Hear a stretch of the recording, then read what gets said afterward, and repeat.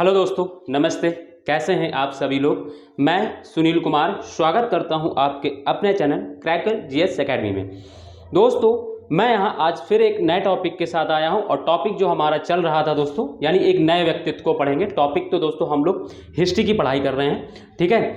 जो हिस्ट्री में जैसे हम बात करें तो मध्यकालीन भारत यानी जो मेडुअल हिस्ट्री है उसकी दोस्तों हम लोग अध्ययन कर रहे हैं, और उसमें भी मैंने दोस्तों आपको बहुत कुछ पढ़ा दिया। और अभी हम लोग जो पढ़ रहे हैं वो पढ़ रहे हैं दोस्तों दिल्ली सल्तनत, और दिल्ली सल्तनत के अंतर्गत दोस्तों हम लोग तुगलक वंश को पढ़ रहे थे। और तुगलक वंश में मैंने आपको दोस्तों गयासुद्दीन तुगलक एंड मोहम्मद बिन तुगलक को बारे में कल पिछली क्लासेस में बताया, यानी परसों पढ़ाया था गयासुद्दीन तुगलक और कल पढ़ाया था मैंने आपको मोहम्मद बिन तुगलक। और आज हम लोग जिस व्यक्तित्व पर बात करेंगे वो है दोस्तों फिरोज शाह तुगलक। तो आज हम लोग दोस्तों मध्यकाल के जो टॉपिक है फिरोज शाह तुगलक के ऊपर में है ना बात करेंगे, ठीक है। और दोस्तों यहाँ पे मैं आपको बता दूं, मेरी दोस्तों एंशिएंट हिस्ट्री की भी क्लास हो चुकी है। आप पूरी सीरीज एकदम जो क्या कहते हैं आप उसको सर्च करेंगे तो मेरी जो मैंने आपको उसका वो बना दिया है, क्या बोलते हैं, प्लेलिस्ट आपको मिल जाएगी। पूरी वीडियोस हैं उसमें, सारा कुछ आपको मिल जाएगा, ठीक है। तो आप वहाँ से जाके एंशिएंट हिस्ट्री भी कर लें। मैंने आपको इंडियन ज्योग्राफी पढ़ाया है, इंडियन ज्योग्राफी दोस्तों आप लोग कर सकते हैं। मैंने आपको फिजिकल ज्योग्राफी पढ़ाया, आप फिजिकल ज्योग्राफी भी करेंगे। दोस्तों आप एक बार मेरी वीडियो को देखिएगा जरूर, चाहे ज्योग्राफी हो चाहे कोई भी, आपको थोड़ा डिफरेंट फील होगा यहाँ पे जो यूट्यूब पे पढ़ाया जा रहा है। मैं आपको बहुत डेप में चीज़ें ले जाकर बताया है, मैंने आपको बहुत ऐसा, और मैंने आपको सतह पे नहीं रखा था कि आपका ज्ञान जो है, ज्ञान में आपकी वृद्धि हो, ज्ञान आपका संकुचित ना हो, ऐसा मैंने नहीं पढ़ाया, ठीक है।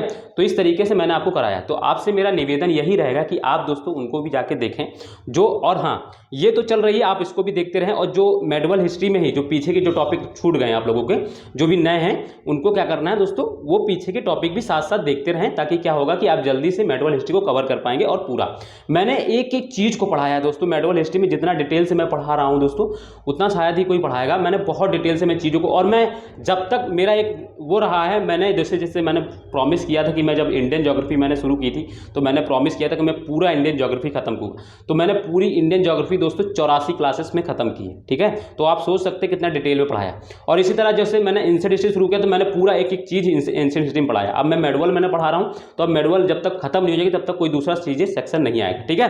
तो ये आपको कोई दिक्कत, आप निश्चिंत होकर बेफिक्र होकर यहाँ जुड़ जाइए और आपको कोई दिक्कत नहीं होगी, मैं पूरा आपको कवर करूँगा, ठीक है। तो चलिए हम अपनी बात को शुरू करते हैं। बट उससे पहले मैं आपसे एक बता दूं, जो भी नए हैं, पुराने तो जानते ही हैं, नए मतलब क्या है कि मैं यहाँ पे दोस्तों जो भी मैं लिखूंगा आपको साथ साथ लिखते चलना है, बस इतना आपको करना है। आपके मेरे साथ ही आपके नोट्स बन जाएंगे अच्छे खासे। कुछ चीज़ें मैं बोल देता हूँ वो भी आपको लिख लेना, ठीक है।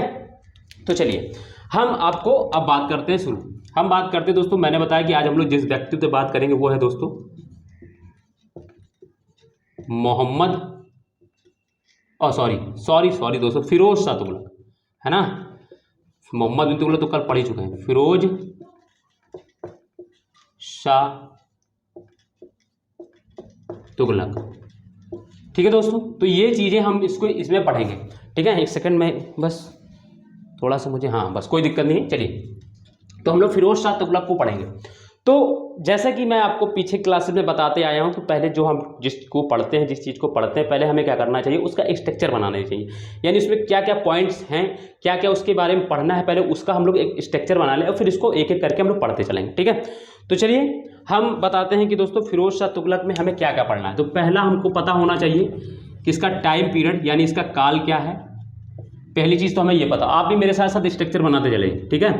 फिर हमें ये पता करना है कि इसका क्षेत्र क्या था, ये किस क्षेत्र पे शासन करता था, ठीक है, इसको पता करना है ना। फिर इसके बाद हमको सी क्या जानना है, सी में इसके बारे में फिर हम लोग देखेंगे शरीयत के अनुसार शासन चलाया, शरीयत के मुताबिक, शरीयत के लिखते चलिएगा, शरीयत के मुताबिक शासन चलाया। अभी मैं इनको एक्सप्लेन करूंगा, बस आप लिख लीजिए पहले, शासन चलाया, ठीक है। मेरे साथ साथ आप लिखते चलिए, फिर मैं आपको एक एक पॉइंट को एक्सप्लेन कराऊंगा और उसके साथ में लिखाऊंगा भी। ये भी मैं आपको स्ट्रक्चर बनाऊँ। डी क्या जानना है, अमीरों के प्रति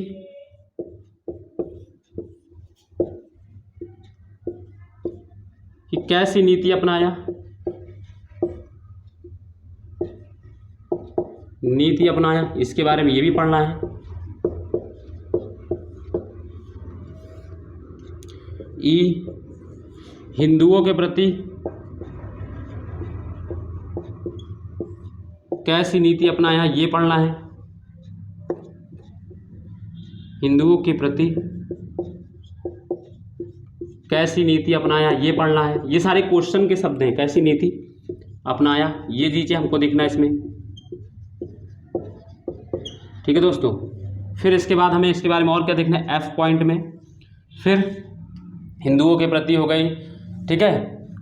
फिर इसके बाद और चीज़ें हम क्या देखेंगे, और देखेंगे दोस्तों इसके निर्माण कार्य जो इम्पॉर्टेंट है, बहुत इम्पॉर्टेंट है। दिल्ली सल्तनत में सबसे ज़्यादा निर्माण कार्य इसी ने करवाया, निर्माण कार्य इसके देखेंगे, ठीक है। फिर इसके ई के बाद एफ के बाद जी, अगला पॉइंट क्या है। फिर इसके बाद इसमें हम लोग देखेंगे इसका जन कल्याणकारी कार्य क्या है। कुछ इसने जन कल्याणकारी कार्य किए हैं, जन कल्याणकारी कार्य, ठीक है, जन कल्याणकारी कार्य। फिर इसके बाद एक हम इसको भी देखेंगे दास्ता इसको अलग से पढ़ते हैं क्योंकि बहुत इंपॉर्टेंट है। दास के बारे में, दास्ता लिख लो या दास, कोई भी दिक्कत नहीं है, ठीक है। तो इतने पॉइंट हैं, इतने पॉइंट अगर हम इसमें कवर कर लेते हैं तो हमारा क्या है दोस्तों, फिरोज शाह तुगलक कंप्लीट हो जाता है। अब ये पॉइंट दोस्तों, इनमें हम लोग जब जाएंगे तो बहुत डिटेल से पढ़ेंगे, चीज़ों को एक एक चीज़ को एक्सप्लेन करते चलेंगे, एक एक चीज़ को लिखते चलेंगे, ठीक है। तो ये स्ट्रक्चर था, यानी इसमें हमको इतने पॉइंट पढ़ने, और हमने ये क्यों बनाया, क्योंकि दोस्तों पेपर के टाइम पे एक एक चीज़ याद नहीं रहती है। हमें याद रहेगा तो कुछ जो हमने छोटे शब्दों में बनाया होगा, जो हमने अलग से निकाला होगा, वो होगा। वो क्या है, अब ये सार है, ये क्या है, इस फिरोज शाह तुगलक का सार है। अब इसी के अकॉर्डिंग इसकी व्याख्या कर दो। जैसे संविधान में क्या है, प्रस्तावना हम लोग देखें, प्रस्तावना क्या है, संविधान का सार है ना। यानी जो पूरे संविधान में दिया गया है वो एक पेज के प्रस्तावना में उसको समेकित कर दिया गया।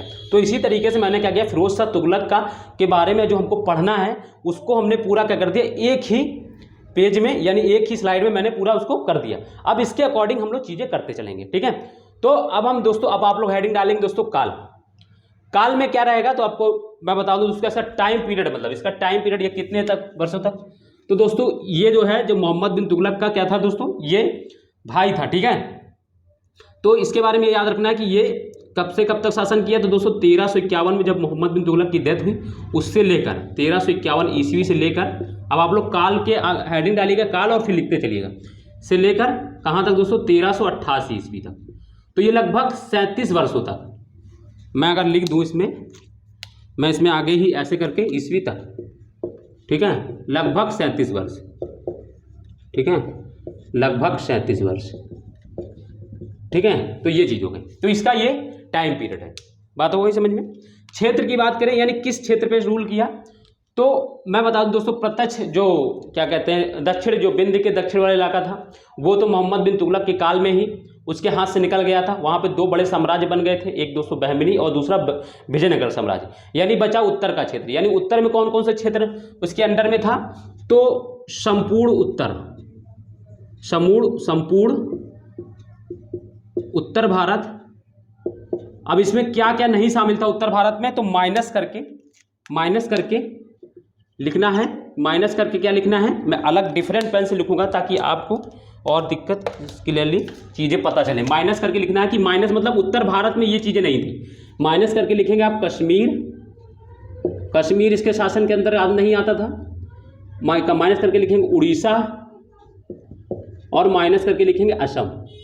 ये तीन जो क्षेत्र थे ये इसके अंडर में नहीं आते थे उत्तर भारत में, और पूरा संपूर्ण उत्तर भारत, बिंद के ऊपर का जितना भी इलाका है वो सब कुछ इसके आता था, ठीक है। तो संपूर्ण उत्तर भारत, और क्या नहीं था उत्तर भारत में, तो कश्मीर इसके अंडर में नहीं था, उड़ीसा नहीं आता था, और असम। ये क्लियर होना चाहिए, बिल्कुल क्लियर कट होना चाहिए कि वो किस किस क्षेत्र में शासन करता था। और आपने एक फील किया होगा, अगर आप जो भी मेरे साथ जुड़े हैं उनको पता है, उनको एक एक चीज़ पता हो गई होगी कि वो कौन कहाँ शासन करता था, कौन नहीं करता था, किस क्षेत्र में करता था, किस क्षेत्र में नहीं करता था, क्योंकि मैंने इस तरीके से आपको कराया, ठीक है। तो ये 2 पॉइंट हो गए, हमारी बात हो गई, ठीक है। तो ये 2 पॉइंट हो गए, और आपने ये लिख भी लिया होगा। आप लिखते चलिए, मैं देख लूँ बस क्लियर चल रहा है, हाँ एकदम सही है। बस आप लोग क्या करें, आप लिखते चलिए मेरे साथ साथ, ठीक है। मैं एक एक चीज़ को समझाते चलूँगा। तो ये हो गया, मैंने बताया, इसमें तो कोई समझाने वाली बात नहीं है। इसमें मैंने बताया कि जब क्या था कि जो मोहम्मद बिन तुगलक शासन कर रहा था, तो मोहम्मद बिन तुगलक क्या था कि उसने एक नीति अपनाई थी कि उसने दक्षिण को, यानी बिंद के जो दक्षिण के जो राज्य हैं उनको भी प्रत्यक्ष नियंत्रण में लेने का प्रयास किया। और इसी के संदर्भ में, इसी के लिए उसने क्या किया, राजधानी का परिवर्तन किया था। जो राजधानी दिल्ली से दौलताबाद, या जिसको देवगिरी कहते हैं, वहां ले गया था। बट वो नीति उसकी असफल रही और क्या हुआ, उसी के शासनकाल में क्या हुआ, दक्कन में क्या हुआ, यानी कह लो कि विंध्य के दक्षिण में विद्रोह हुए, और विद्रोह के फलस्वरूप क्या हुआ, दो बड़े साम्राज्य निकल कर आए, एक बहमनी और दूसरा विजयनगर साम्राज्य। तो यानी उसके हाथ से दक्षिणी निकल गया था। ठीक है, बचा था उसके पास उत्तर का क्षेत्र, तो उत्तर का क्षेत्र उसने पूरा संपूर्ण किया था। और इसके बाद कश्मीर भी तो उसके भी नियंत्रण में नहीं था, हालांकि कह सकते हो संपूर्ण कश्मीर उसके भी नियंत्रण में नहीं था। ठीक है, हालांकि उड़ीसा और असम भी किसी के नियंत्रण में नहीं था। ठीक है, तो उड़ीसा उसके क्षेत्र, राज्य क्षेत्र में भी नहीं था। ठीक है, तो हमने क्लियर कर दिया यहाँ पे ये चीज बता के। ठीक है, तो ये अब हम बात करते हैं दोस्तों। अब मैं ऊपर का ये वाला जो पॉइंट है, ये मैं दोनों मिटाल देता हूँ। ठीक है, ये दो मैं मिटाल देता हूँ आराम से, क्योंकि आपने लिख लिया होगा तो मैं इसको मिटाल दे रहा हूँ। जो होता जाएगा उसको मिटाते चलेंगे, आपकी कॉपी में दिखा रहेगा। ठीक है, तो अब हम बात करते हैं दोस्तों, इसकी शरीयत के मुताबिक शासन चलाया। क्या था कि जैसे कि आप जब बलवन पढ़ेंगे तो बलवन ने भी शरीयत के मुताबिक शासन चलाया, बट वो उलेमाओं की हर एक बात को नहीं मानता था। ठीक है, उलेमाओं की हर एक बात को नहीं मानता था और वो अपने को सर्वोपरि मानता था। उसने स्वयं को जिल्ले इलाही कहा, मैंने बताया था। फिर इसके बाद जैसे आप पढ़ेंगे अलाउद्दीन खिलजी, तो अलाउद्दीन खिलजी ने क्या किया, उलेमाओं का सम्मान किया था। वो उलेमाओं का सम्मान करता था, बट उसने भी शरीयत के मुताबिक शासन नहीं चलाया था। और वो जो सही होता था वो उसके अकॉर्डिंग उसने शासन चलाया। उसने स्वयं कहा था कि मैं शरीयत के हिसाब से शासन नहीं चलाता हूँ, जो राजनीति के लिए या जो शासन के लिए जरूरी है मैं उस मुताबिक शासन चलाता हूँ। ठीक है, ये उसका खुद का वक्तव्य है। ठीक है, अलाउद्दीन खिलजी ने कहा था। इसके बाद हम बात देखते हैं, तो फिर अलाउद्दीन खिलजी के बाद दोस्तों फिर हम देखते हैं गयासुद्दीन तुगलक है। तो गयासुद्दीन तुगलक ने भी कुछ ऐसा ही किया। उसने क्या किया, जो उलेमा वर्ग हैं या जो है ना, उनका सम्मान किया, बट उनके और क्या कहते हैं, शरीयत के अकॉर्डिंग उसने भी शासन नहीं चलाया। शरीयत के अकॉर्डिंग शासन चलाने का मतलब है कि शरीयत में जो दिया गया है उसी अकॉर्डिंग शासन चलाना। और शरीयत पर किसका नियंत्रण होता था, तो शरीयत की जानकारी किसको थी, तो जिसको क्या है, जिनको इस्लामी पुस्तकों का ज्ञान हो, और इस्लामी पुस्तकों का जिनको ज्ञान हो उसको क्या बोलते थे, है ना, उनको क्या बोलते थे, मैंने बताया था आलिम बोलते थे। इल्म जिनको ज्ञान हो, किसका, मुस्लिमी, जो इस्लामी पुस्तकों का ज्ञान हो, जिसको मुस्लिम पुस्तकों का ज्ञान हो, उसको क्या बोलते थे, इल्म मतलब ज्ञान होता है, और उसको क्या बोलते थे, आलिम। और आलिमों के समूह को क्या बोलते थे, उलेमा। तो अब यानी शरीयत पर पकड़ किसकी है, उलेमाओं की। यानी उलेमाओं के मुताबिक उलेमा वर्ग जो कहे उसी के अकॉर्डिंग शासन चलाना, यही शरीयत के अकॉर्डिंग शासन चलाना एक तरीके से हो गया। ठीक है, क्योंकि शरीयत की व्याख्या कौन करता है, उलेमा। और शरीयत के मुताबिक शासन को चलाना चाह रहा है, शासन और सुल्तान। तो यानी डायरेक्टली देखा जाए तो कौन है, केंद्र में आ रहे हैं, उलेमा। तो उलेमा का वर्ग का क्या है कि गयासुद्दीन तुगलक भी उलेमाओं का सम्मान करता था, बट उलेमाओं के द्वारा कही गई हर बात को नहीं मानता था। जो मानने लायक थी वो मानता था और बाकी नहीं मानता था। जो जरूरत थी राजनीति या जो शासन चलाने के लिए उसके अकॉर्डिंग काम करता था। इसी तरह हम मोहम्मद बिन तुगलक में देखते हैं, तो मोहम्मद बिन तुगलक ने भी यही नीति अपनाई, बट फिरोज शाह तुगलक ने इस नीति को पलट दिया। उसने क्या किया, उसने शरीयत के अकॉर्डिंग शासन चलाया और उलेमाओं को बहुत महत्वपूर्ण भूमिका में ला दिया यहाँ पे। और उलेमा जो भी कहते थे उसी अकॉर्डिंग शासन चलता था। अब इसकी जानकारी हमें कहाँ से मिलती है, तो इसकी जानकारी इसी का एक अधिकारी था महरू, उसने एक पत्र लिखा है, इंसा ए महरू, इससे इस चीज़ की जानकारी मिलती, इंसा ए महरू से, है ना। महरू कौन था, एक अधिकारी था, और उसी का एक पत्र है, उसी से पता चलता है कि ये उलेमाओं के, है ना, मुताबिक, शरीयत के मुताबिक शासन चलाता था, है ना। वो लिखता है कि वो क्या लिखता है, इंसा महरूम में क्या पत्र में क्या लिखा है, वो लिखता है कि जो फिरोज शाह तुगलक के शासनकाल में प्रशासन के हर स्तर पर अमीरों पर उलेमाओं का नियंत्रण होता था, है ना। प्रशासन के हर स्तर पर अमीरों पर उलेमाओं का नियंत्रण होता था, यानी उलेमा वर्ग प्रशासन में हस्तक्षेप कर रहे थे हर चीज़ को। तो उसने किस में लिखा, ये इंसा महरू में लिखा, और ये शरीयत के मुताबिक। तो मैंने ये पॉइंट आपको समझाया, है ना। इस चीज़ के बारे में आपको समझ में, शरीयत के मुताबिक दोस्तों, जो शरीयत में कहा गया है, यानी जो उलेमा वर्ग वहाँ के कहेंगे उसके मुताबिक दोस्तों शासन चलाएंगे। ठीक है, तो ये चीज़ आपको क्लियरली समझ में आ गई होगी। तो इंसा महरू कभी पूछ लिया जाए तो क्या है, तो ये एक पत्र है, और ये क्या है, इंसा महरू, यानी एक अधिकारी था महरू, उसी ने इसे लिखा है, तो इसलिए इसको इंसा महरू यानी एक पत्र था। ठीक है, जिससे क्या पता चलता है, जिससे पता चलता है कि फिरोज शाह तुगलक ने जो है शरीयत के मुताबिक शासन चलाता था। ठीक है, ये इससे पता चलता है। तो अमीरों के प्रति, सॉरी दोस्तों, अमीरों के प्रति होगा, है ना, मैंने बोला होगा, मैं लिखना भूल गया हूँ। तो अमीरों के प्रति अमीरों के प्रति कैसी नीति अपनाया। तो यहाँ पे भाई हम तुलनात्मक अध्ययन करेंगे। देखो, जब बलबन आया तो उसने क्या किया, अमीरों पर नियंत्रण किया, ठीक है। खिलजी आया तो खिलजी ने तो दोस्तों मैंने बताया था क्या था, खिलजी ने क्या किया था, खिलजी ने तो उनकी किस्मतें खोती हक खोती दोनों छीन लिया था, यानी उनको उनकी जमींदारी भी छीन ली और वो जो भ्रष्टाचार करते थे उनसे भी बेदखल, और ऊपर से क्या किया, दीवान मुस्तखराज खोल दिया, यानी उन पर जो बकाया था उनकी वसूली करने के लिए विभाग खोल दिया, ठीक है। तो इस तरीके से क्या था कि अमीर वर्ग पर उसने नियंत्रण किया। मोहम्मद बिन तुगलक ने भी यही काम किया, उसने भी जो अमीर वर्ग थे उस पर नियंत्रण कर, बट इसने क्या किया, अमीरों के प्रति बहुत क्या था, बहुत मतलब उदार नीति अपने। उदार नीति कैसे कि जैसे अमीरों को पहली बात तो बड़े बड़े पदों पर बहुत बड़े, अब हालांकि यह बड़े प्रशासनिक अधिकारी होते थे और इनको उच्च पद प्रदान किए।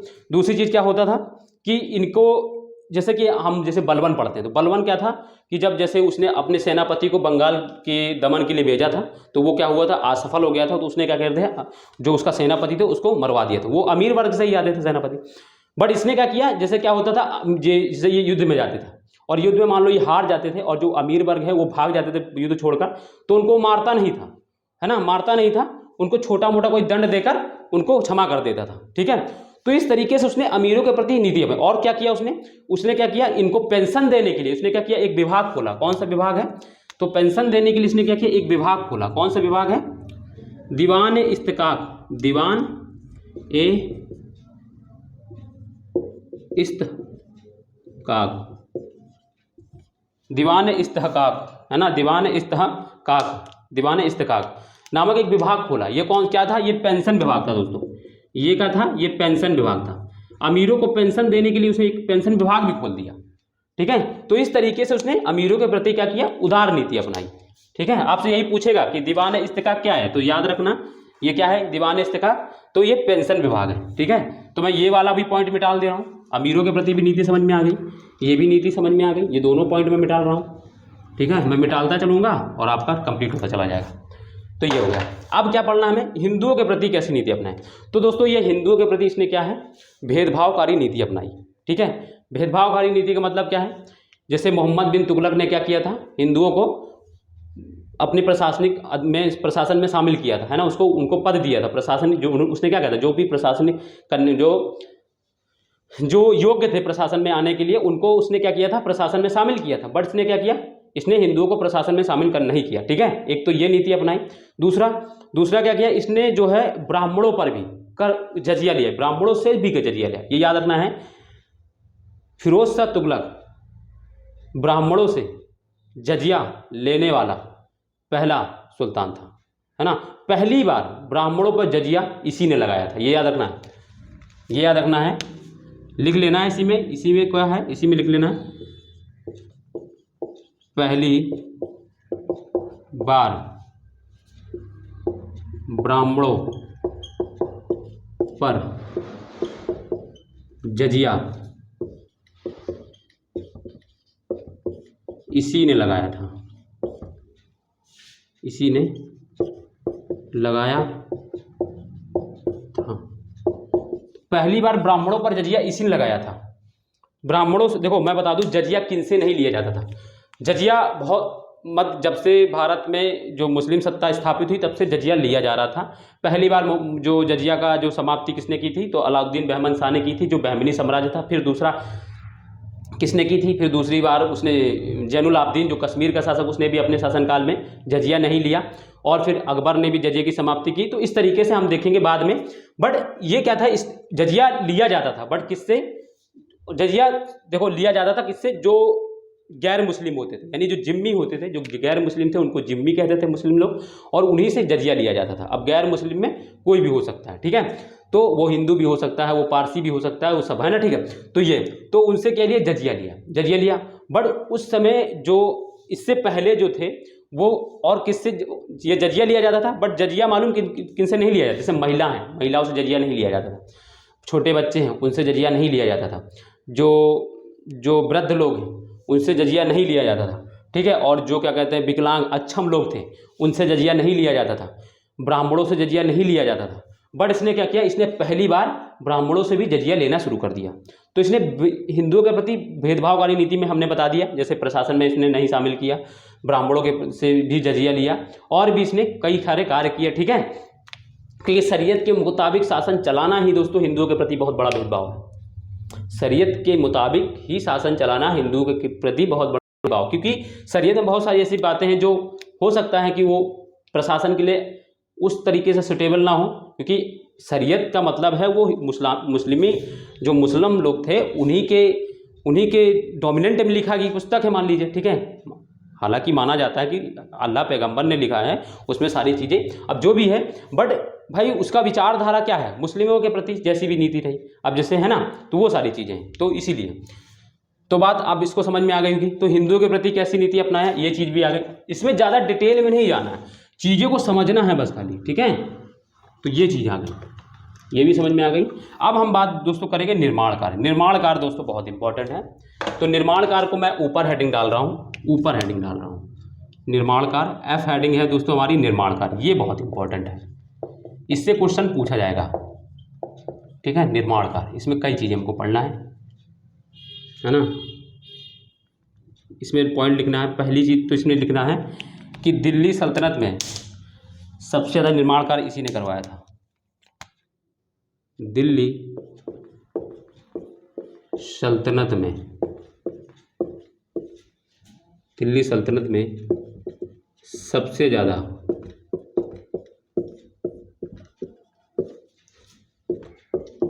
निर्माण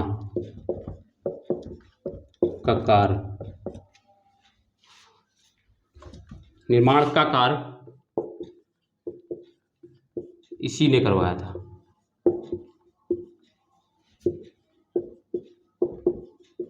करवाया था, है ना। अब इसमें लिखें करवाया था, इसमें पहला क्या है, पहला है कई पुराने भवनों का पुनर्निर्माण कराया है। कई पुराने भवनों का पुनर्निर्माण कराया, कई पुराने भवनों का पुनर्निर्माण करवाया, पुनर्निर्माण करवाया। जैसे एग्जाम्पल में, जैसे इसने क्या किया था, इसने कुतुब मीनार का पुनर्निर्माण किया। जैसे कुतुब मीनार का पुनर्निर्माण, कुतुब मीनार की जो ऊपरी जो मंजिल 2 मंजिला है उसका उसने पुनर्निर्माण करवाया था। ठीक है, कुतुब मीनार का पुनर्निर्माण करवाया। और भी हैं, जैसे कि हम बात करें तो और क्या है, तो और जैसे अगर हम बात करें तो जो शमसी तालाब है जो इल्तुतमिश ने बनवाया था उसका भी पुनर्निर्माण इसने करवाया। बहुत सारे, है ना, बहुत सारी भवनों का इसने पुनर्निर्माण कराया। बट आपको ये याद रखना है, एक एग्जाम्पल के लिए आपको याद रखना है, कुतुब मीनार का पुनर्निर्माण करवाया। ठीक है, पुनर्निर्माण का मतलब इसने मरम्मत करवाई ऊपर, पूरा नहीं। पुनर्निर्माण का मतलब जो कुछ इसमें कुछ पानी वर्षा की वजह से कुछ दिक्कत हो गई तो ऊपर वाले 2 मंजिल में इसने क्या है, इसका पुनर्निर्माण करवाया था। ठीक है, ये हो गया। तो मैं ये अब ये ये नीचे का मिटा रहा हूँ अभी मैं इसको, मुझे याद है। इसके बाद मुझे जल कल्याणकारी कार्य बताने, ठीक है, फिर दास के बाद। तो ये इसने क्या किया, कुतुब मीनार का पुनर्निर्माण कराया। फिर इसने क्या किया, तो दूसरा क्या किया, कई सबसे ज़्यादा मदरसों का, दिल्ली सल्तनत में सबसे ज़्यादा मदरसों का, सबसे ज़्यादा मस्जिदों एवं मदरसों का निर्माण कराया। दिल्ली सल्तनत में सबसे ज़्यादा मस्जिदों एवं मदरसों का निर्माण करवाया। ठीक है, फिर इसमें और क्या लिखना है ना, निर्माण करवाया। फिर इसके बाद कई नगरों का निर्माण करवाया, कई नगरों का निर्माण करवाया। जैसे का निर्माण करवाया, जैसे तो फिरोजाबाद जौनपुर, जैसे फिरोजाबाद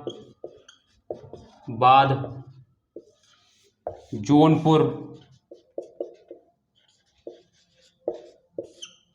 है ना, आदि। ठीक है, ये याद रखना। जौनपुर का निर्माण किसने कराया था? फिरोजाबाद का, जौनपुर का। तो ये ठीक है। फिर और क्या, ऊपर का मैं मिटा रहा हूँ अब ये। ठीक है, और क्या लिखना है, और पी क्या है, तो ये लिखते चलिए मेरे साथ साथ, एक एक चीज़ मैं आपको करा दूंगा। फिर और आगे क्या कराना है, और क्या निर्माण कराया, कई, है ना, दिल्ली सल्तनत में सबसे अधिक नहरों का भी निर्माण इसने करवाया, याद रखना है। 3 हो गया। चौथा, दिल्ली सल्तनत में सबसे अधिक नहरों का निर्माण करवाया। जैसे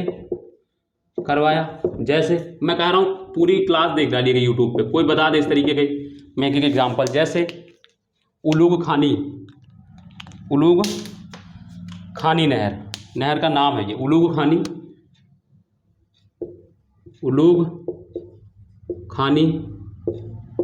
रजबशाही, ये 2 नहरों का निर्माण करवाया था। ठीक है, ये एग्जाम्पल हैं बस ऐसे। ठीक है, तो इनको लिखते चलिएगा बस। अब ये याद करने वाली चीज़ है, इसमें ज़्यादा मुझे क्या बताना है। ठीक है, नहरों का निर्माण करवाया। और क्या किया दोस्तों इसने, और क्या किया इसके, है ना, और भी क्या किया इसने, और इसने निर्माण में क्या करवाया दोस्तों इसने, तो 5वां, खान जहां तेलंगानी, ये याद रखना है। खान, मैं अलग डिफरेंट कलर से लिखूंगा, खान ए जहां तेलंगानी, खान जहां तेलंगानी के मकबरे में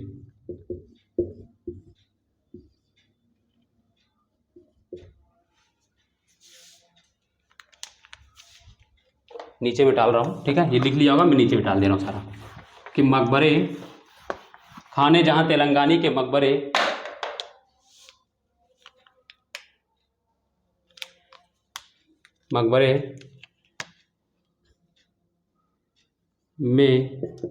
मकबरे में अष्टकोणीय आधार, ये याद रखना है, अष्टकोणीय आधार की संरचना किसमें है, तो खाने जहां तेलंगानी, और किसने बनवाया था, तो फिरोज अष्टकोणीय आधार, खाने जहां तेलंगानी के मकबरे में अष्टकोणीय आधार का निर्माण करवाया। अष्टकोणीय आधार, खाने जहां तेलंगानी के मकबरे में अष्टकोणीय आधार का निर्माण करवाया, है ना, निर्माण करवाया। तो जो इसका आधार है अष्टकोणीय है, खाने जहां तेलंगानी, तो याद रखना है अष्टकोणीय आधार किसका है, तो खाने जहां तेलंगानी के मकबरे में अष्टकोणीय आधार है। दूसरा, अष्टकोणीय आधार का निर्माण किसने करवाया था, तो फिरोज शाह तुगलक ने। और खाने जहां तेलंगानी के मकबरे का निर्माण किसने करवाया था, तो फिरोज शाह तुगलक ने। तो ये सब क्वेश्चन है, ये डायरेक्ट क्वेश्चन इसी तरीके से पूछे जाते हैं। अब मैंने ये आपको निर्माण कार्य में पढ़ा रहा हूं मैं आपको। ठीक है, फिर क्या था, निर्माण कार्य के तहत ही इसमें एक चीज और याद रखना है आपको, किसने क्या किया था दोस्तों, इसने दीवालों पर सलामी पद्धति, इसने दीवालों का निर्माण, इसने दीवालों का निर्माण, सलामी का निर्माण, सलामी क्या है मैं अभी बता दूं, सलामी पद्धति मतलब ढालनुमा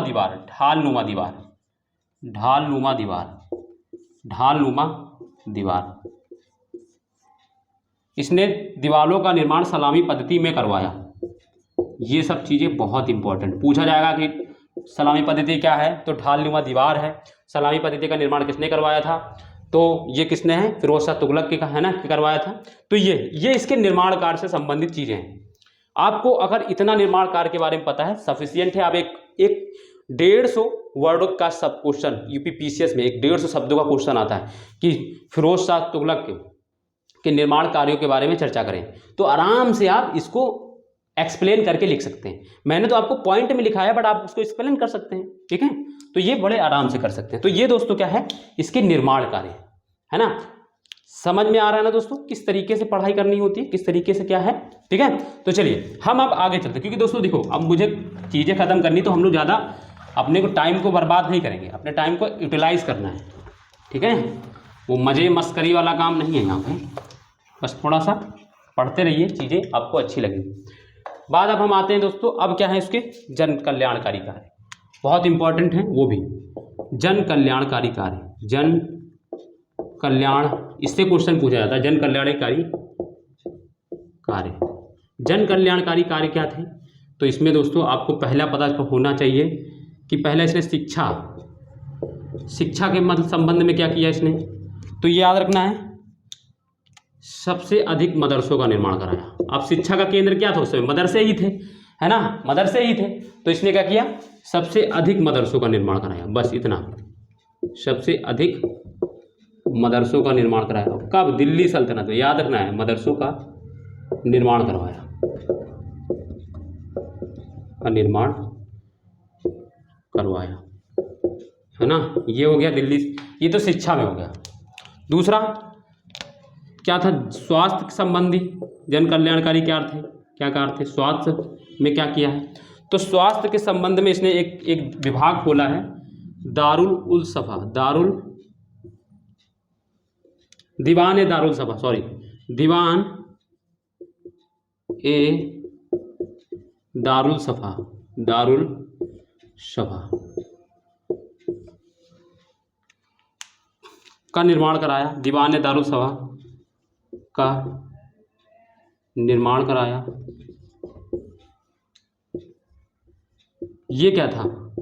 ये एक निःशुल्क चिकित्सालय था। ये क्या था दोस्तों? ये एक चिकित्सालय था, है ना। ये क्या था एक दोस्तों? ये एक चिकित्सालय था। यह एक निःशुल्क चिकित्सालय था। यहाँ पे जो व्यवस्था थी वो निःशुल्क दी जाती थी, है ना, और ये चिकित्सालय था, याद रखना है, ठीक है। तो ये किया था। यहाँ पे जो योग्य और निपुण जो होते थे हकीमों को नियुक्ति किया गई, और हकीम क्या करते थे? जो बीमार लोग होते, जो ज़रूरतमंद लोग होते थे, उनका जो जिनको इलाज की ज़रूरत थी उनको इलाज प्रदान किया जाता था, है ना। तो दारुल उल सफा का निर्माण करवाया, ठीक है। स्वास्थ्य के तहत ये बात याद रखना है आपको, ठीक है। तो ये स्वास्थ्य में आपको ये चीज़ आपको, ठीक है, समझ में आया। और क्या किया दोस्तों? स्वास्थ्य के संबंध में एक और चीज़ याद रखना है, इसी में आगे लिख लेना है, या इसी में एक पॉइंट ऐसे बना दो और इसी में दूसरा पॉइंट ऐसे बना दो। इसमें क्या लिखना है? इसने कई चिकित्सीय पुस्तकों का लिख लेना, कई चिकित्सीय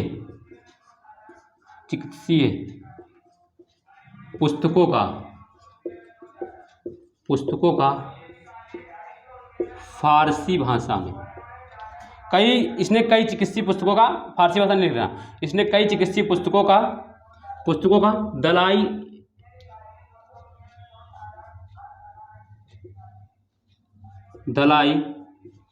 ले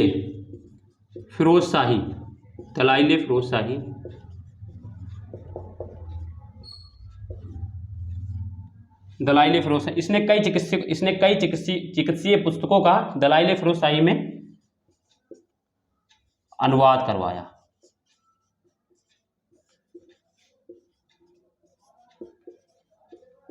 है ना। कई चिकित्सीय पुस्तकों का दलाइल फिरोज शाही नामक पुस्तक में, दलाइल फिरोज शाही में अनुवाद करा, यानी एक पुस्तक है, ये दलाइल फिरोज शाही एक पुस्तक है जिसमें क्या है, जिसमें क्या है, चिकित्सा से संबंधित चीजें बताई गई। और ये क्या है? ये अनुवाद करा के, चाहे वो जिनकी भी चीजें हमें क्या कहें, जिस चिकित्सा से संबंधित जिस चीजों को इसको जिस स्रोत से मिला, उसने क्या कर दिया, उसका अरबी एवं, इसमें देखो ये अरबी एवं फारसी भाषा में इसका दलाइल लामा का फारसी भाषा में अनुवाद करा दिया, ठीक है। तो याद रखना है, कई चिकित्सीय पुस्तकों का दलाइल फिरोज शाही में अनुवाद कराया, तो ये फारसी भाषा में लिखी गई पुस्तक है, ठीक है।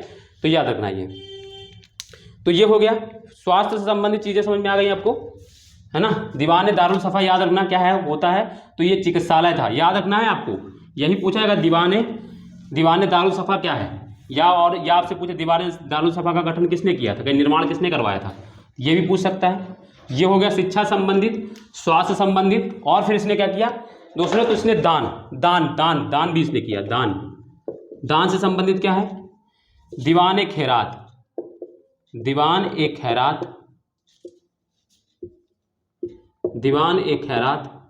तथा दीवान ए इस्तिकाक दीवान इस्तेहकाक। इस्तेहकाक मतलब मैंने बता दिया, का निर्माण कराया, का निर्माण करवाया। अब ये क्या है, दीवान खैरात दोस्तों क्या है, तो मैं आपको बता दूं, दीवान खैरात जो है वो दान विभाग है। दान विभाग, जरूरतमंदों को दान भी करता था ये करवाया इसने, देना विभाग खोला। दूसरा दीवान इस्तेहकाक मैंने बता ही दिया, ये पेंशन विभाग था, पेंशन विभाग था।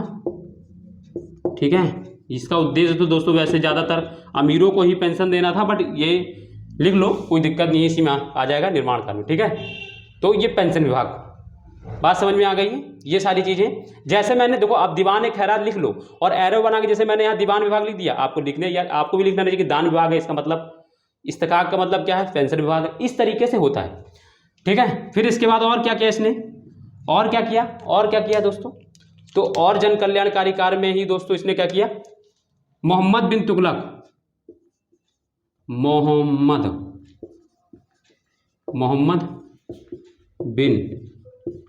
तुगलक द्वारा दिए गए, मोहम्मद बिन तुगलक द्वारा कृषकों को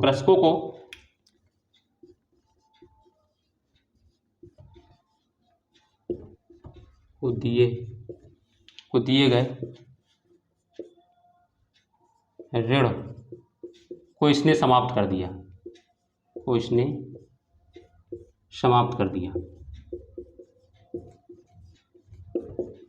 यानी जो ऋण दिया गया था उसको समाप्त कर दिया, उसको खत्म कर दिया, उससे किसानों से कोई ऋण नहीं लिया, ऋण की माफी कर दी। यानी मोहम्मद बिन तुगलक द्वारा कृषकों को दिए गए ऋण को इसने समाप्त कर दिया, माफ कर दिया या माफ कर दिया लिख दो। ठीक है, माफ कर दिया, ये समाप्त कर दिया, माफ कर दिया। ठीक है, तो इसने कृषकों को जो मोहम्मद बिन तुगलक ने क्या बताया था मैंने, कृषि कार्य के लिए उसे सोंधर नामक कर दिया था, मैंने बताया था आपको, उसी को क्या कर दिया इसने, माफ कर दिया, इसने खत्म कर दिया। ठीक है, तो ये चीजें आपको पता होना चाहिए। तो ये तो हो गई दोस्तों इससे बात संबंधित। ठीक है, और भी इसने देखो मैं बता दूं, एक और चीज मैं बताता हूं जन कल्याण के लिए, और एक और चीज लिख लो। ठीक है, जन कल्याण में ही लिख लो, हालांकि उसको इसने सिंचाई की व्यवस्था करवाई। लिखो, लिखना है दोस्तों पॉइंट, अगला जो भी पॉइंट है आपके अकॉर्डिंग, इसने सिंचाई की व्यवस्था करवाई,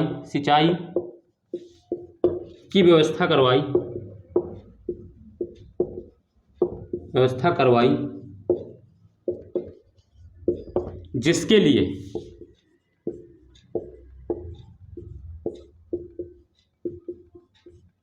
इसने हक ए सर्व नामक कर लिया, हक ए सर्व, ये सिंचाई कर है, याद रखना है, ये बहुत इंपॉर्टेंट है। हक ए सर्व, जिसके लिए इसने हक ए सर्व नामक कर लिया, जो 1/10 था, यानी जो उत्पादन था उसका 1/10 था। ठीक है, तो इसने सिंचाई की व्यवस्था करवाई, जिसके लिए इसने हक ए सर्व नामक कर लिया, जो 1/10 था। और मैं बता दूं, इसने शरीयत के अकॉर्डिंग कानून चलाया था। तो इसने जो शरीयत में केवल कर के जो स्रोत हैं या आय के जो स्रोत हैं, या राज्य की आय के जो स्रोत हैं, वो 4 प्रकार कर थे, खराज, खुम्स, जजिया, जकात, यही माना गया शरीयत में। तो इसने क्या कर दिया, उन्हीं चारों को लागू किया, और क्या कर दिया, जितने भी अन्य कर थे उन सबको खत्म कर दिया, मंडी वंडी सारे जितने भी कर थे सब करों को समाप्त कर दिया, सिर्फ एक ही जजिया कर लगाया था, हक ए सर्व नामक कर। तो ये याद रखना है, ये इंपॉर्टेंट है। ठीक है, हक ए सर्व मतलब सिंचाई कर, याद रखना है दोस्तों मेरे, सिंचाई कर। ठीक है, तो ये बात समझ में आ गई। तो ये दोस्तों इसके जन कल्याणकारी कार्य हो गए। ठीक है, तो ये हो गए दोस्तों इसके जन कल्याणकारी कार्य। अब मुझे प्यास लगी है, तब तक आप थोड़ा सा लिखें, तो पानी पी लो दोस्तों। चलिए, तो अपना काम होता रहेगा।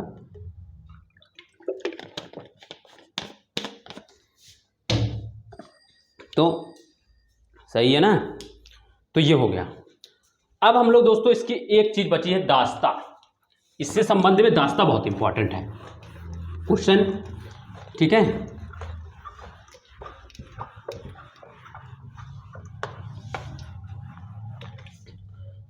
देखो दास्ता हमको पढ़ेंगे तो इसमें कुछ इंपॉर्टेंट है, पूछा जाने वाला क्वेश्चन भी है।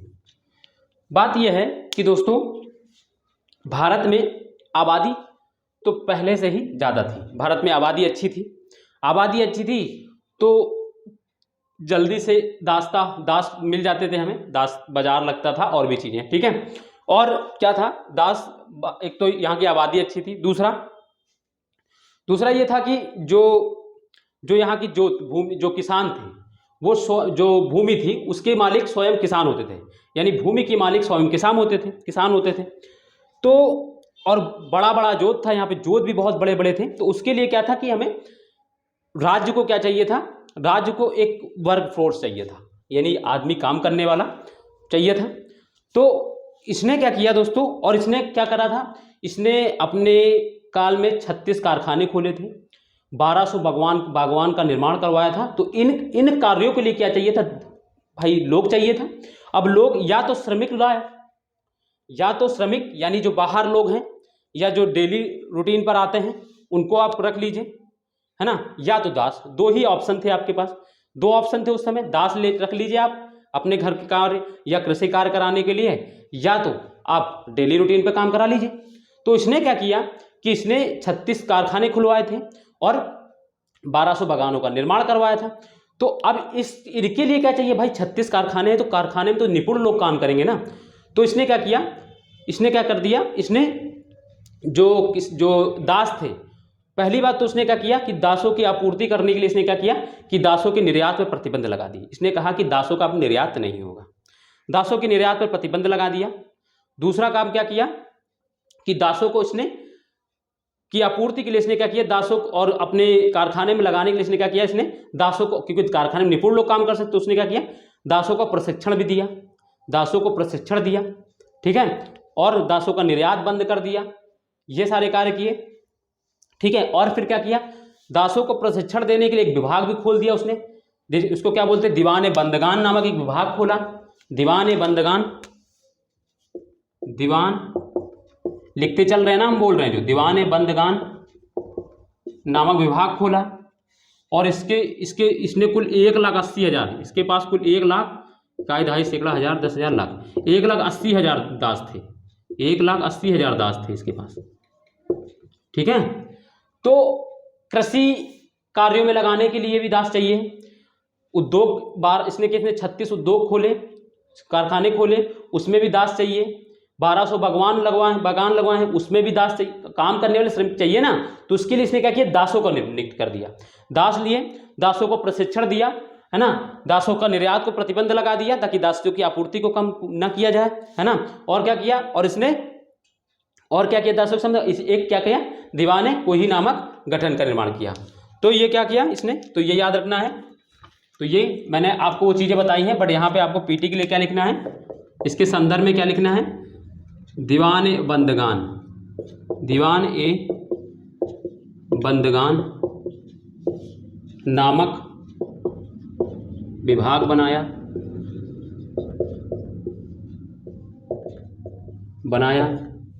दूसरा, दासों को प्रशिक्षण दिया।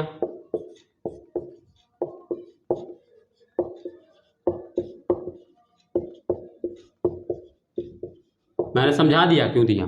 फिर क्योंकि इसने क्या किया था, 36 कारखाने और 1200 बागवान लगवाए थे। अब उसके लिए क्या चाहिए, निपुण और योग्य क्या चाहिए, श्रमिक चाहिए। तो श्रमिक कि अगर इतने श्रमिक चाहिए इसके, तो फिर क्या होगा, डेली पैसा देने का, तो इसने दास रख लिए। और क्या किया इसने, दासों के निर्यात पर प्रतिबंध लगा दिया, दासों के निर्यात पर प्रतिबंध लगा दिया, निर्यात पर प्रतिबंध लगा दिया, प्रतिबंध लगा दिया, ठीक है। तो ये चाह थी ना, समझ में आ गया। दास से संबंधित क्वेश्चन यही पूछा जाएगा कि दास इसने दासों के निर्यात पर प्रतिबंध लगा दी, तो सही है। दासों को प्रशिक्षण दिया, क्यों प्रशिक्षण दिया तो मैंने बता दी, 36 कारखाने खोले थे, 1200 भगवान लगवाए थे। अब उसके लिए उसको लोगों की ज़रूरत है। अब लोगों की ज़रूरत है, या तो श्रमिक लोग रख लो, डेली रूटीन पर श्रमिक को ले आओ, या तो दास रख लो। तो इसने दास को ऑप्शन सही समझा और इसने क्या किया, अब भाई कारखाने में प्रशिक्षित लोग चाहिए, तो इसने दासों को प्रशिक्षण दिया। अब ऐसा ना हो दासों की आपूर्ति कम हो जाए, तो इसने दासों की आपूर्ति कम ना हो इसके लिए उसने निर्यात पर प्रतिबंध लगा दिया। ठीक है, और फिर क्या किया, 1,80,000 दास थे। ये लिख लेना ऊपर कहीं पर, सबसे ज़्यादा दास इसी ने रखे थे, 1,80,000 का 2.5 सैकड़ा हज़ार 10,000 लाख, 1,80,000 दास। ठीक है ना, सबसे ज़्यादा दास रखे थे इसने। और इसने क्या किया, इसी को उनको प्रशिक्षण देने के लिए एक दीवान बंदगान नामक विभाग बना दिया। दासों की पूरी व्यवस्था, एक विभाग बनाया, विभाग उस पर की तहत दासों की पूरी व्यवस्था की जाती थी। ठीक है, तो ये सारा काम इसने दासता के संबंधित में किया। ठीक है, देखो इसको मेंस जब होता है तो हम लोग बहुत डिटेल से पढ़ते हैं, जैसे यूपीपीएससी में। मैं आपको, हालांकि मैंने आपको बहुत सारा हिंट दे दिया है, आप आराम से उसके अकॉर्डिंग एक मेंस का क्वेश्चन लिख सकते हैं, बट पीटी के पॉइंट ऑफ व्यू से आपसे इतना ही पूछा जाएगा जितना मैंने बोर्ड पे लिखा है। ठीक है, कोई भी वनडे एग्जाम हो या यूपीपीएससी का पीटी हो या आरओ ओआरओ एआरओ, जो भी पेपर हैं जिनमें वन डे एग्जाम होते हैं, यानी जो ऑब्जेक्टिव टाइप क्वेश्चन होता है, उनमें इतना ही पूछा जाएगा जितना मैंने बोर्ड पर लिखा है। बाकी डिटेल्स में मैंने जो समझाया है, जो क्वेश्चन लिखने के लिए, वो वहाँ से आएगा, उसको आप आराम से बना सकते हैं। ठीक है दोस्तों, तो आज हम लोग दोस्तों यहीं तक रखते हैं, और आज ये फिरोज शाह तुगलक भी समाप्त होता है। फिरोज शाह तुगलक, मोहम्मद बिन तुगलक, ये बड़े टॉपिक हैं, इनके बारे में पढ़ा जाता है अच्छे से थोड़ा, इसीलिए दोस्तों टाइम लगा। जैसे कल मैंने लगभग 42-43 मिनट मोहम्मद बिन तुगलक के बारे में बताया, और ऐसे ही आज जैसे फिरोज शाह तुगलक के बारे में। ठीक है, तो ये बात हो गई हमारी दोस्तों फिरोज शाह तुगलक के बारे में। तो उम्मीद है दोस्तों कि आपको मेरा ये सेशन अच्छा लगा होगा, और अगर आपको सेशन अच्छा लगा हो तो वीडियो को लाइक करें, कमेंट करें, और हाँ, जिन्होंने अभी तक चैनल को सब्सक्राइब नहीं किया है तो दोस्तों चैनल को सब्सक्राइब भी कर लें, और दोस्तों वीडियो को शेयर करें। ठीक है, दोस्तों को अपने बताएं, और अपने जो भी रिलेशन में हैं उनको भी दोस्तों वीडियो को शेयर करें। ठीक है दोस्तों, तो दोस्तों आज फिर हम लोग विदा लेते हैं हम यहाँ से, बट उससे पहले मैं आपको एक चीज़ कहूँगा दोस्तों, कि आप लोग पढ़ें, इसी तरीके से पढ़ें, खुद से नोट्स बनाएं, खुद से चीज़ों को करें। मैं नहीं बोल रहा हूँ कि मैं ऐसा करा रहा हूँ तो मैं इसलिए बोल रहा हूँ, नहीं। रीज़न यह है कि दोस्तों आपने फील किया होगा कि आप जब मेरे साथ लिखते हैं या आप नोट्स बनाते तो आपको अच्छा फील होता है, आपका कॉन्सेंट्रेशन बना रहता है, आप आराम से चीज़ें कर रिविज़न कर लेंगे आप। पीपीटी वाले दोस्तों क्या होता है, वो आपके लिए बेनिफिशियल नहीं है, मैं जानता हूँ, टीचर के लिए बेनिफिशियल है, ये अच्छा है, बट आपके लिए बेनिफिशियल नहीं है वो। ठीक है, तो आप थोड़ा उनसे बचा करें। वो जो पीपीटी मार्केट चल रहा है आजकल यूट्यूब पे ना, बहुत खतरनाक है, लोगों का सिलेक्शन क्यों नहीं हो रहा है ना, तो यही चीज़ रीजन है कुछ। ठीक है, तो चलिए दोस्तों हम फिर रखते हैं दोस्तों आज यहीं तक। तो दोस्तों तब और अपना ध्यान रखिएगा और जम के पढ़िएगा, तब तक के लिए अपना, कल मिलेंगे दोस्तों, तब तक के लिए अपना ध्यान रखिए। बाय, जय हिंद दोस्तों।